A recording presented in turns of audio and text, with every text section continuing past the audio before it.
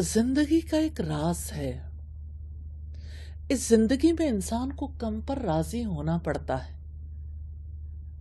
इसके बाद कोई शख्स ज्यादा पा सकता है, लेकिन खुद को कम पर राजी करना इंतहाई मुश्किल काम है। मैं नबी सल्लल्लाहु अलैहि वसल्लम की हयात को आपके सामने रखना चाहती हूँ। ये 6 हिजरी की बात है, जब आप सल्लल्लाहु अलैहि वसल्लम अपने 1400 साथियों के साथ उम्रा करने के लिए निकले। मक्का वालों ने आपको उम्रा करने से रोक दिया। अब सल्लल्लाहु अलैहि वसल्लम उम्रा किए बगैर मदीना वापस आए। कैसे? अब सल्लल्लाहु अलैहि वसल्लम और आपके असहाब मदीना वापस गए और इस शर्त पर आपने कॉम्प्रोमाइज कर लिया कि अगले साल खामोशी के साथ आके उम्रा कर सकते हैं। आप कम पर राजी हो गए थे। ऐसा कैसे मुमकिन हुआ? थोड़ी सी डिटेल देखते हैं। नबी सल्लल्लाहु अलैहि वसल्लम मदीना में थे। आपने ख्वाब में देखा कि आप और आपके असहाब मक्का में दाखिल हुए हैं। आपने वहां तवाफ किया, सई की, कुर्बानी की, सर मुंडवाया। आपने ये ख्वाब साहबे कराम से बयान किया। वो बहुत खुश हुए। उन्होंने ये समझा कि अल्लाह ताला की तरफ से उम्रे की बशारत है।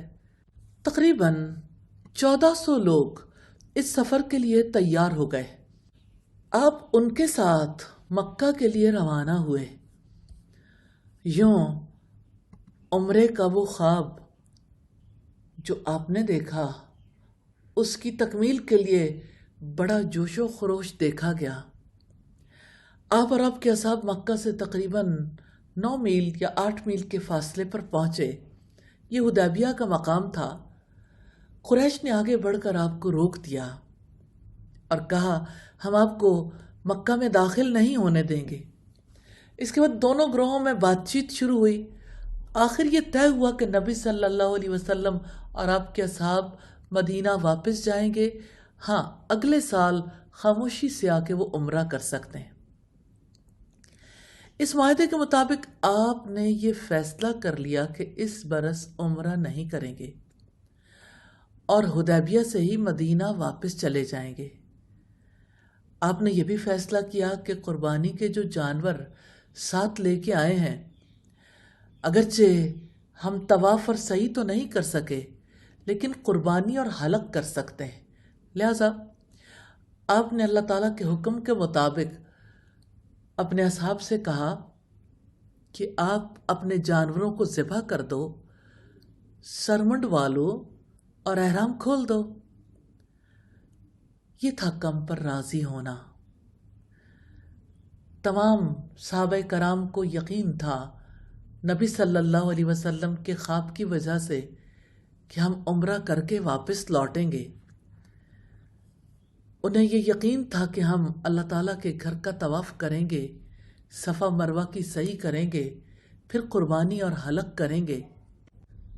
फिर जब तवाफ और सही करना मुमकिन न रहा, सिर्फ कुर्बानी और हलक करना मुमकिन रह गया, तो मक्का में दाखिला, तवाफ और सही का इरादा छोड़ दिया और कुर्बानी और हलक पर राजी हो गए। यही दरअसल जिंदगी का राज है। दुनिया में अपने आप को कम पे राजी करना पड़ता है, इसके बाद ही कोई ज्यादा पा सकता है। जो पहले मरहले में कम पर राजी ना हो, ना वो कम पा सकता है ना ज्यादा। इसके बाद सिर्फ उसके हिस्से में झगड़ा आता है, और जो गैर जरूरी झगड़े करता रहे सिर्फ अपने आप को बर्बाद करता है। और जब कोई बर्बाद हो जाता है तो झगड़ा करने के भी काबिल नहीं रहता।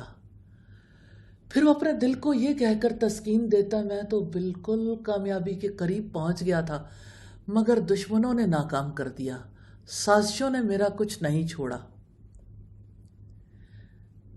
कम पर कौन राजी हो सकता है?